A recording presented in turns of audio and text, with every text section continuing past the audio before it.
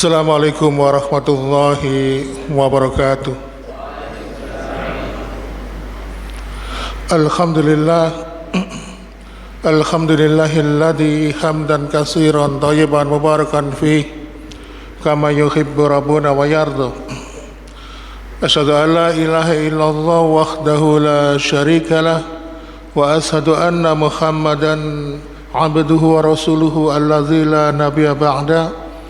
Allahumma salli wa sallim wa barik ala Muhammadin wa ala alihi wa ashabihi wa man tabi'ahum bi ihsan ila yaumiddin. Fa ya ibadallah, usikum wa nafsi bi taqwallah faqad fazal muttaqun. Qala wa ta'ala fi kitabil karim, a'udzu billahi samii'il alim minas syaitonir rajim. Ya ayyuhalladzina amanu taqullaha haqqa tuqatih wa la tamutunna illa wa antum muslimun. Alhamdulillah, senantiasa kita bersyukur pada Allah Subhanahu wa taala yang senantiasa memberikan nikmat-nikmat kepada kita sekalian, sehingga ketika Allah memberikan nikmat di pagi hari tanpa kita sadar, ketika di siang dan sore harinya kita ini melakukan perbuatan dosa dan kemaksiatan. Dan ketika Allah memberikan nikmat di waktu petang sore hari, kemudian tidak kita sadari kita juga melakukan perbuatan dosa dan kemaksiatan di malam hari. Tetapi inilah hebatnya Allah Subhanahu wa taala yang sempurna di dalam nama, sempurna di dalam zatnya, tidak pernah jenuh dan jemu memberikan kenikmatan itu kepada kita sekalian. Dan ma'asyiral muslimin, dan masih saja kita merasakan nikmat-nikmat Allah, masih merasakan enaknya makan, masih bisa merasakan nikmatnya gratis oksigen dan sebagainya. Oleh karena itu, mengikuti keteladanan dari para nabi dan para sahabat terdahulu, maka tidak ada harga pantas untuk membayar semua kenikmatan Allah itu kecuali kita balas dengan meningkatkan iman dan takwa kita. Maka kalau kita mendapatkan nikmat sebesar 1 kilogram, maka iman kita juga harus meningkat 1 kilogram. Jadi begitulah. Dan ma'asyiral muslimin, dan tidak ada pilihan bagi kita kecuali harus senantiasa mensyukuri nikmat-nikmat Allah, karena syukur itu sepanjang waktu, sepanjang hayat, selama kita diberikan kehidupan oleh Allah Subhanahu wa taala. Baiklah jamaah sekalian, di judul yang sudah disampaikan oleh panitia bahwa kajian kita pagi hari ini masih membahas tema tentang kematian. Cuma dalam setiap pertemuan ini babnya berbeda.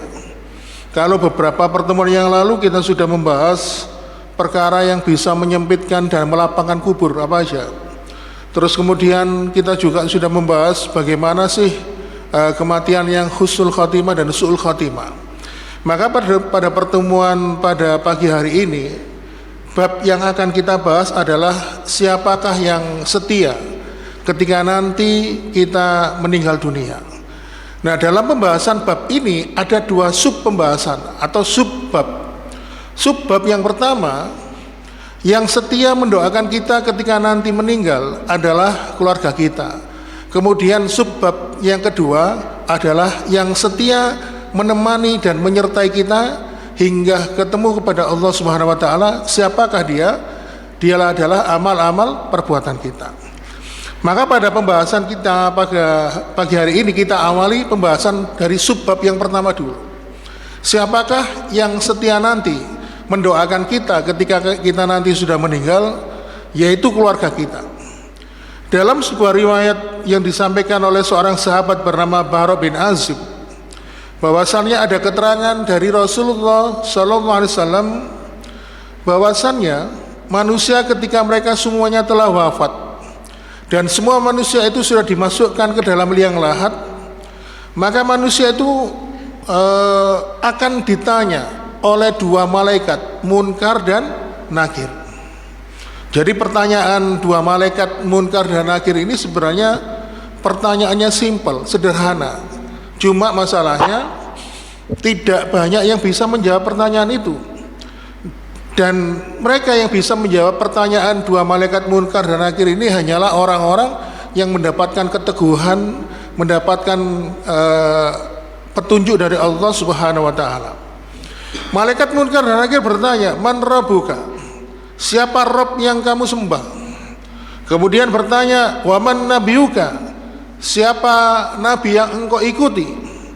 Lalu kemudian bertanya juga tentang agamamu apa? Nah, kalau misalnya kita bisa menjawab tiga pertanyaan ini satu persatu dengan benar, maka di situ Allah Subhanahu wa taala melihat, memantau di atas arsy-Nya. Allah mengatakan, "Shadaqa abdi, hambaku ini telah berkata benar." Lalu kemudian Allah memerintahkan kepada malaikatnya, ya, yaitu kepada malaikat munkar dan nakir, "Iftahu lahu baba ilal jannah." Bukakan pintu antara kehidupan alam barzahnya dengan kehidupan surga. Jadi nanti orang yang sudah mendapatkan nikmat kubur yang ditandai dengan bisa menjawab pertanyaan munkar dan nakir, maka diberikan nikmat, pintu alam barzahnya akan dibuka, ya. Sehingga apa? Mereka penghuni kubur ini bisa melihat surga. Oleh karena itu, ma'asyiral muslimin, jadi mereka ini yang mendapatkan nikmat kubur, walaupun masih di alam barzah, bisa melihat surga dan bisa membayangkan tentang keindahan surga. Karena apa? Dia merasa dia akan kembali kepada kehidupan surgawi. Nah, ternyata tidak itu saja. Ketika di alam barzah itu dia didatangi oleh sosok manusia yang rupawan. Lalu si mayit ini bertanya, "Man anta?" Siapa kamu? Maka dia pun menjawab, "Ana amaluka soleh." Aku adalah amal solehmu, dan aku yang akan menjadi bestimu, akan menjadi sahabatmu untuk menemani dirimu sampai ditegakkan hari kiamat. Jadi ma'asyiral muslimin, orang yang mendapatkan nikmat kubur itu pertama ditampakkan surga, karena tabir penutup alam barzah dan surga itu dibuka, sehingga dia melihat tentang kehidupan surga. Dan kemudian nikmat yang kedua, dia mendapatkan teman yang menemani, yaitu amal ibadahnya yang dirupakan seperti seorang yang rupawan. Tetapi ma'asyiral muslimin, yang menarik di sini adalah penghuni kubur yang mendapatkan nikmat kubur ini, mereka itu mempunyai pertanyaan.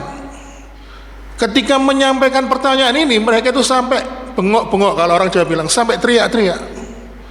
Mereka itu meminta kepada Allah tidak disegerakan ketemu dengan kiamat, ya, tetapi mereka mengatakan kepada Allah, "Ya Rabbi, aqimis sa'ah hatta arji'i ila ahi."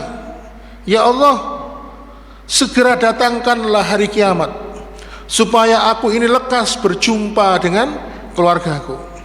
Jadi rupanya penghuni kubur itu punya permintaan, ya, karena dia sudah lolos verifikasi amal-amalnya, ibadahnya, sudah mendapatkan nikmat kubur dan dipastikan 80% dia nanti akan menjadi calon penghuni surga, ya. Maka dia punya permintaan agar segera dipertemukan dengan keluarganya. Nah, makanya nanti kalau di antara mereka yang sudah meninggal ada seorang istri yang meninggal dunia, ya, dia akan segera minta kepada Allah, kangen, ingin segera bertemu dengan suaminya. Kalau yang meninggal ini adalah seorang suami dan sudah ditinggal istrinya pergi dahulu, maka sang suami itu minta kepada Allah, "Ya Allah, segera pertemukan aku dengan istriku." Kalau yang meninggal ini adalah seorang anak, ya, sedangkan orang tuanya juga sudah meninggal, maka dia meminta kepada Allah agar dia segera dipertemukan dengan orang tuanya. Kalau bapaknya sudah meninggal duluan, ya, anaknya sudah meninggal duluan, lalu kemudian bapak atau ibunya meninggal belakangan, dia meminta kepada Allah agar segera dipertemukan dengan anaknya yang sudah pergi dulu.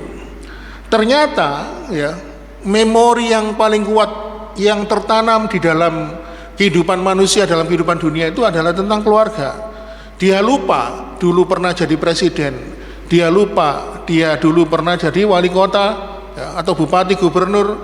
Dia tidak ingat kalau dulu itu dia punya beberapa perusahaan, sampai orang itu mengatakan dia itu seorang konglomerat. Tetapi ingatan memori yang paling kuat di dalam pikirannya adalah tentang keluarga. Oleh karena itu, ma'asyiral muslimin, di dalam sebuah riwayat Imam Muslim diterangkan bahwasannya kegiatan penghuni kubur itu dua, ya. Yang pertama, dia akan tidur seperti tidurnya seorang pengantin baru. Yang kedua, kegiatan mereka adalah merindukan kedatangan keluarga-keluarga mereka yang ditinggalkan. Jadi kalau misalnya orang-orang yang sudah meninggal duluan itu akan merindukan keluarganya, Pak. Maka kalau kadang-kadang kita ini punya adik, kita sudah meninggal duluan, lalu kita tahu adik kita baru saja meninggal, maka kita dalam alam barzah juga ingin ketemu mereka. Maka menurut keterangan hadis ini, mereka itu punya dialog, ya apa kabarnya anakku. Misalnya yang sang kakak ini ya meninggal dunia tahun 2000, tanya kepada adiknya, nanyakan anaknya, gimana anakku dulu? Oh, anak sampean dulu kuliah di Unibra Malang, kenalan sama temennya, nikah dapat orang Lumajang, sekarang sudah punya anak 2. Dia itu dapat mantu anaknya bupati, katakanlah begitu. Terjadi dialog. Jadi keluarga yang sudah meninggal duluan itu bertanya, saling kabar untuk keluarganya. Kadang-kadang apabila nenek kita sudah meninggal duluan, lalu bapak kita menyusul, mereka juga dialog, gimana anakmu dulu, gimana ini kabarnya ini, si fulan, saling menanyakan begitu. Dan ini ada riwayat yang sahih. Oleh karena itu, ma'asyiral muslimin, maka di sini bagi mereka yang sudah meninggal dunia, yang paling setia mendoakan kita itu siapa? Apakah ustadz?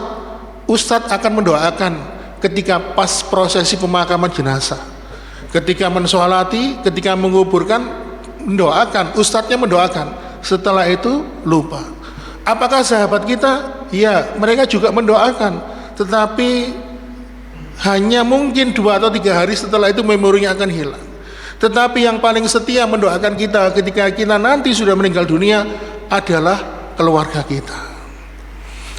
Jadi yang mendoakan kita itu, misalnya kalau kita ini sudah meninggal, orang tua kita masih ada, pasti orang tua kita yang akan mendoakan kita. Bahkan setelah setiap selesai 5 waktu, mendoakan agar diampuni dosa-dosanya, mendoakan agar diterima amal ibadah kita. Yang kedua yang setia mendoakan kita adalah pasangan hidup kita. Kalau kita sebagai suami meninggal dunia, pasti istrinya setiap saat, setiap waktu bila terkenang, ya, bahkan setelah selesai sholat 5 waktu, dia akan mendoakan kita. Dan yang ketiga yang setia mendoakan kita adalah anak-anak kita. Makanya di sini disebutkan di dalam surat Ad-Dur ayat 21 sampai 27, Allah Subhanahu wa taala memberikan gambaran apabila keluarga itu mempunyai visi dan misi yang sama, ya, di dalam iman, di dalam agama ini, mereka akan dikumpulkan kembali. Waladina amanu wa tabathum zuriyatuhum bi imanihim alhaqna bihim zuriyatahum wa ma alatnahum min amalihim min syai' kullu mri'im bima kasabarahin. Surat Tur ayat 21.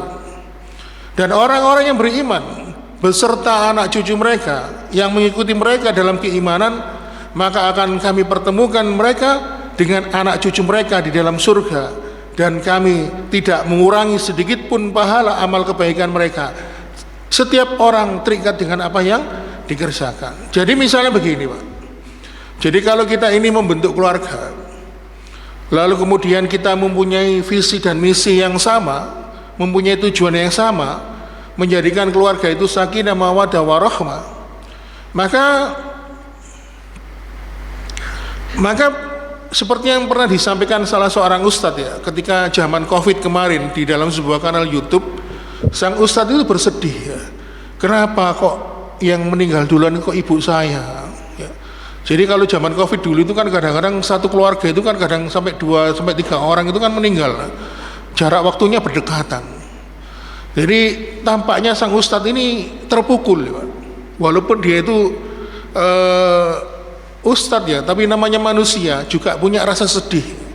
Nah, berhubung ustadznya ini hafal Quran, ketika dia murojaah, mereview hafalannya, dia akhirnya menemukan surat ini, surat Tur ayat 21.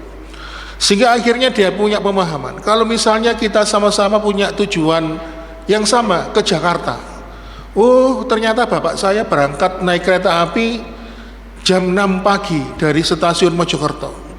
Lalu kemudian ibu saya lebih milih naik pesawat, ya, berangkat jam 8 pagi.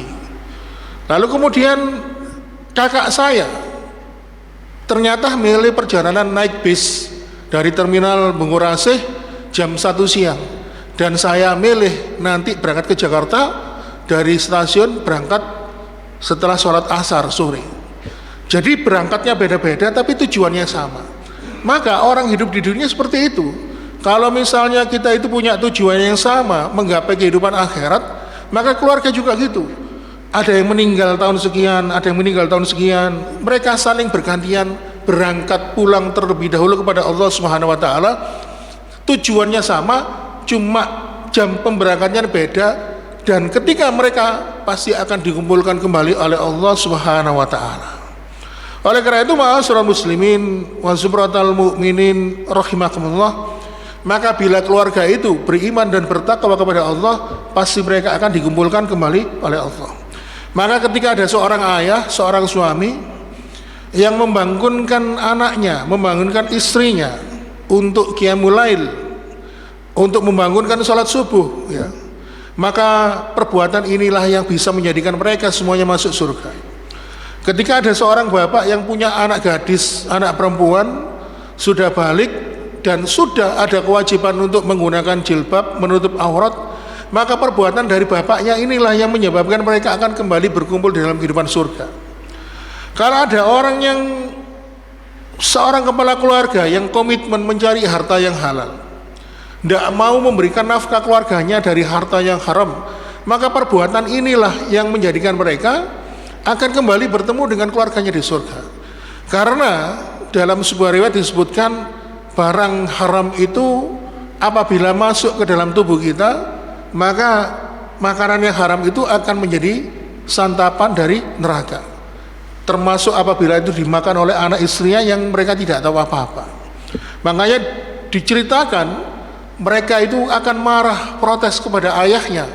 Ayah, kenapa engkau memberikan harta yang haram kepada kami, sehingga kami pun dimasukkan oleh Allah ke dalam neraka, karena di dalam tubuh kita ini ada harta yang haram. Lalu sang istri mengatakan, wahai suamiku, kenapa engkau korupsi, kenapa engkau mencuri yang bukan hakmu, sehingga menyebabkan kami semuanya dimasukkan ke dalam neraka.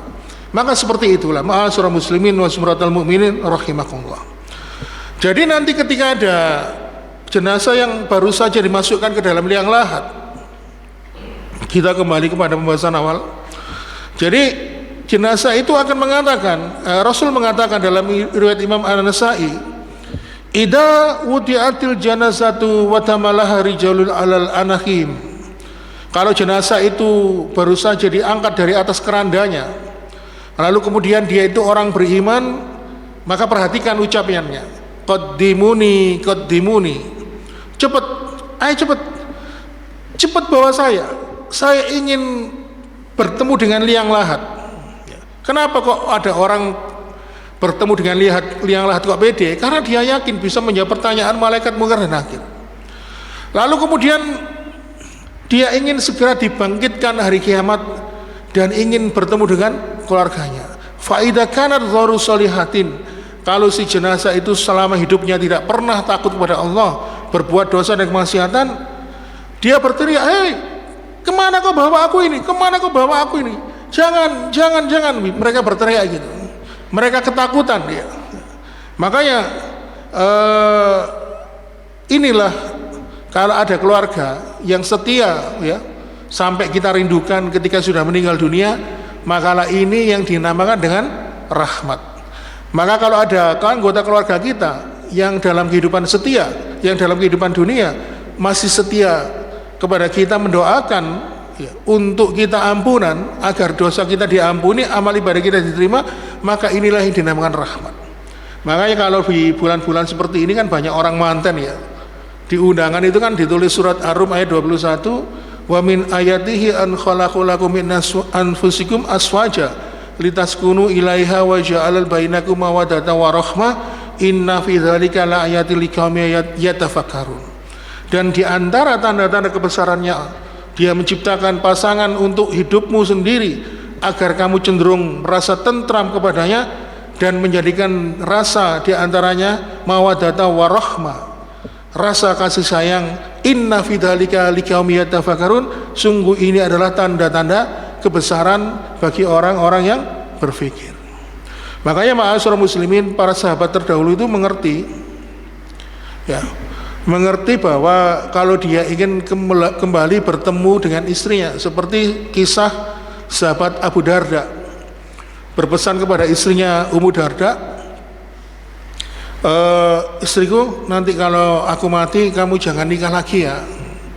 Karena dalam sebuah hadis disebutkan apabila istri itu menikah beberapa kali, 2 atau 3 kali, maka sang istri itu akan dikumpulkan dengan suami terakhirnya, dengan catatan kalau suaminya adalah suami yang soleh. Makanya dengan melihat hadis ini, Abu Darda itu karena sangat cinta dengan istrinya, dia berpesan agar nanti ketika sudah mati kamu jangan nikah lagi. Karena apa? Karena aku ingin menjadikan engkau menjadi ratunya bidadari di surga. Aku ingin kembali bertemu denganmu kembali di surga. Makanya prestasi seorang wanita itu di dunia itu bukan menjadi wali kota, bukan menjadi gubernur. Kebetulan wali kota kita juga wanita, gubernur kita juga wanita. Prestasi seorang wanita itu bukan menjadi seorang direktur atau di sebuah perusahaan. Prestasi wanita itu bukan ketika dia menjadi seorang profesor, doktor dan sebagainya, tetapi ketika wanita itu prestasi yang paling tinggi di dunia itu adalah ketika dia mampu mendapatkan ridho dari suaminya. Makanya dalam hadis disebutkan apabila ada seorang wanita yang meninggal dunia, dia terbujur kaku, ya, dibungkus kain kafan, lalu di situ suaminya berdoa kepada Allah, ya Allah, aku ridho dengan istriku ini yang kau takdirkan hidup bersamaku ini. Maka ketika sang suami mengatakan ridho, maka wanita tersebut langsung dimasukkan ke dalam surga, sebagaimana yang telah disebutkan dalam sebuah hadis riwayat Imam Tirmidzi dan Ibnu Majah. Makanya sampai-sampai seorang wanita itu diberikan iming-iming, apabila ada seorang wanita yang berpuasa di bulan Ramadan, melakukan sholat 5 waktu dan dia patuh terhadap suaminya, maka silahkan nanti akan masuk pintu surga mana saja yang dia pilih. Dan pintu surga itu ada 8. Dari ada 8 pintu surga. Baiklah ma'asyiral muslimin wa sumratal mu'minin rahimakumullah, itu sebab pertama, yaitu yang setia mendoakan kita dalam kehidupan dunia adalah keluarga kita. Kemudian pembahasan berikutnya pada subbab berikutnya, siapakah yang paling setia menemani kita nanti ketika sudah meninggal? Dalam sebuah riwayat Imam Muslim dari sahabat Anas bin Malik, bahwasannya Rasulullah sallallahu alaihi wasallam bersabda, yadfa'ul mayita salasatun fayarji usnani wa yabgha wahidun yadfa'uhu ahluhu wa maluhu wa amaluhu fayarji ahluhu wa maluhu wa yabgha amaluhu. Rasulullah SAW menyampaikan, mayit itu nanti ketika akan dimakamkan diantar ke kuburan, diantar oleh 3, ya, hartanya, dan dari 2 yang mengantar ini, dari 3 yang mengantar ini 2 akan kembali, yaitu keluarga dan hartanya, sedangkan 1 yang tetap akan menemani dirinya, dan 1 yang menemani dirinya adalah amal ibadahnya. Makanya ma'asyiral muslimin, ini menjadi perundungan bagi kita bahwasannya manusia itu pasti punya harta, pasti punya kekayaan, ya. Yang tidak akan ikut ke kuburan itu adalah keluarganya. Makanya kalau kita lihat di sinetron, ya, ada pasangan suami istri mengatakan, aku cinta mati kepadamu, aku ingin hidup semati bersamamu, maka apabila engkau mati, aku ingin agar senantiasa menemanimu. tetapi ternyata itu hanya lip service, Pak. Ketika pasangan hidupnya meninggal dunia, dia tidak mungkin mau menemaninya pasangannya di alam kubur, ya. Dan mereka akhirnya rela meninggalkan. Dan lama kelamaan pasti dia akan menerima, dan dia akan menerima kenyataan bahwa pasangan hidupnya tidak ada, sehingga akhirnya suatu ketika dia tertarik dengan orang lain, dia nikah lagi. Jadi ternyata janjinya tidak sesuai dengan kenyataan. Begitu juga dengan harta, Pak. Dalam sebuah riwayat ini ada perkataan seorang sahabat dari Ali bin Abi Thalib mengatakan, yang paling mengherankan aku itu adalah orang yang sibuk mencari harta. Seumur hidupnya dia itu mencari harta, mengumpulkan harta, dan dia sempat menikmati sebentar lalu kemudian meninggal dunia. Dan ironisnya, setelah dia meninggal, hartanya itu diwariskan kepada ahli warisnya. Padahal dulu ketika dia mengumpulkan harta, dia sering meninggalkan sholat. Padahal dulu ketika dia meninggalkan harta, dia tidak pernah membantu agamanya Allah. Padahal dulu ketika dia mencari harta, dia rela menjual dirinya, menjual kehormatannya, bahkan menjual agamanya. Sekarang kan lagi ngetren kan, ada seseorang yang rela menjual agamanya demi apa? Demi harta yang dia cari. Padahal dulu ketika dia mencari harta, dia itu rela melakukan segala cara, bahkan tidak jarang harus zalim kepada orang lain. Tapi uniknya, harta yang dia kumpulkan, ya, dia tidak ikut memiliki. Harta itu akan segera berpindah kepada ahli warisnya. Dan harta itu adalah salah satu contoh bahwa dia tidak pernah setia dengan tuannya. Dia bisa rela berpindah kepada tuan yang baru penuh dengan ridhonya. Ya seperti air, Pak, menetes mencari tempat yang lebih rendah. Begitu juga harta. Maka itulah hakikatnya harta. Jadi kita kembali kepada pembahasan kita di awal, ya. Jadi dalam hadis ini disebutkan yadfa'uhu ahluhu wa maluhu wa amaluhu wa yarji ahluhu wa maluhu wa yabqa amaluhu. Yang akan mengantarkan keluarganya dan hartanya dan amalnya ketika sudah nyampe kuburan, dua yang kembali, harta dan keluarga, sedangkan amal ibadahnya menyertainya. Jadi ahluhu itu adalah keluarga, wa maluhu itu adalah harta, wa yabqa amaluhu adalah amalnya. Ma'asyiral muslimin wa sumratal mu'minin rahimakumullah. Makanya dalam hal ini para ulama itu memberikan beberapa pendapat. Harta apa sajakah yang bisa menyertai kita nanti? Para ulama memberikan pendapatnya. Yang pertama, jadi amal ibadah yang bisa bermanfaat, yang bisa menyertai orang yang sudah mati adalah yang pertama, dia mendapatkan doa dari orang-orang yang soleh, dari orang-orang yang mensolatinya. Makanya Rasulullah SAW menyatakan, man mata fasyusolli alaihi arba'una rajulun la yusrikun nabila ila syafa' humullah yaumal qiyamah. Barang siapa yang meninggal dunia lalu kemudian dia disolati oleh 40 orang yang tidak berbuat musyrik, ya, standarnya orang tidak berbuat orang yang soleh itu apa? Ya tidak berbuat musyrik, standarnya orang soleh.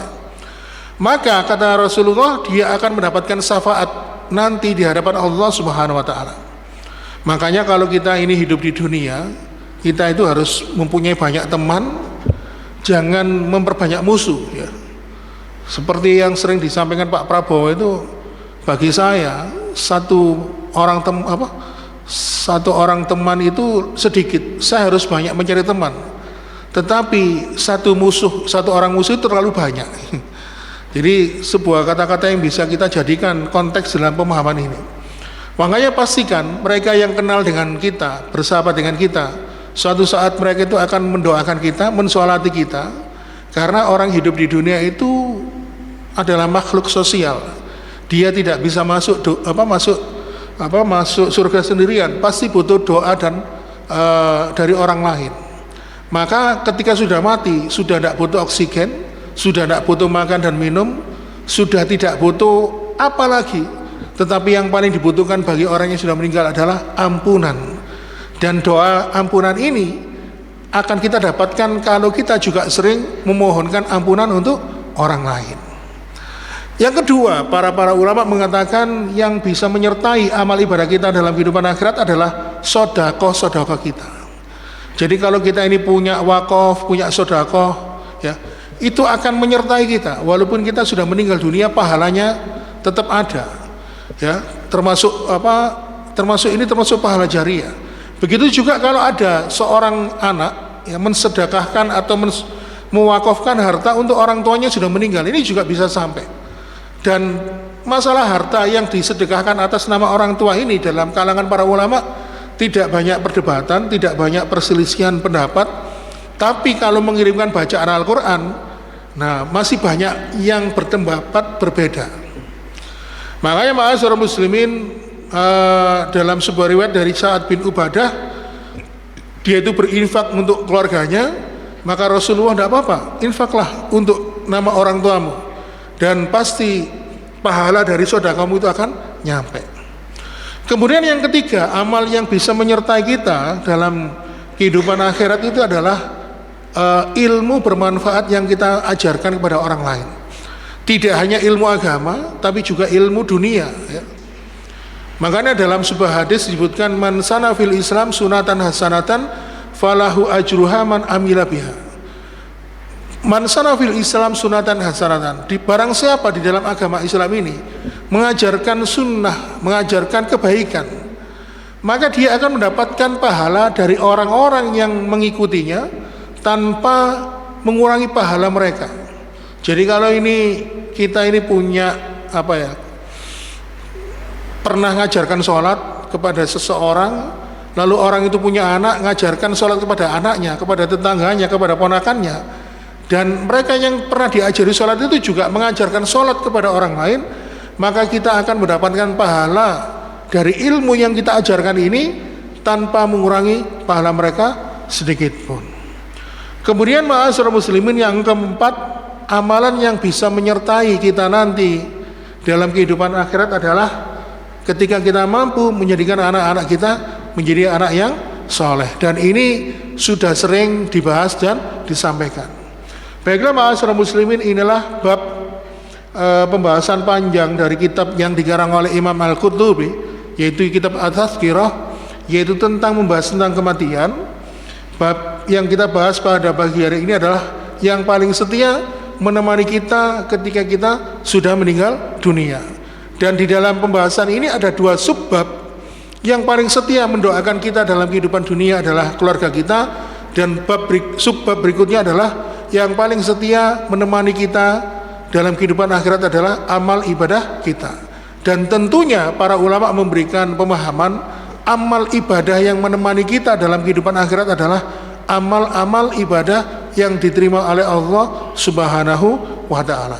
Maka apabila amal itu kecampur dengan riya, kecampur dengan sum'ah, maka secara otomatis amal itu tertolak. Maka kita harus punya tekad, jadikanlah amal itu adalah amal yang ikhlas, mengikuti sesuai dengan sunnah. Maka dapat dipastikan kalau kita ikhlas dan menjalankan amalan itu sesuai sunnah, maka dapat dipastikan Allah jamin amal itu akan diterima oleh Allah Subhanahu wa ta'ala. Baiklah ma'asyiral muslimin, demikian yang dapat kami sampaikan, mudah-mudahan memberikan manfaat. Mohon maaf bila ada kekurangan. Kita akhiri, kita tutup dengan doa kafaratul majelis. Subhanakallahumma asyhadu an la ilaha illa anta astaghfiruka wa atubu ilaik. Wassalamualaikum warahmatullahi wabarakatuh.